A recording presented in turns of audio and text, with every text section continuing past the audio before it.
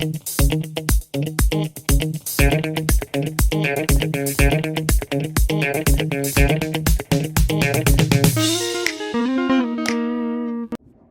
there, it's me again. So you all probably recognize the plant that's behind me, right? So the question today is, what will happen if I touch it? Although that one is too easy, right? So let's look at another question that might be a little bit more interesting.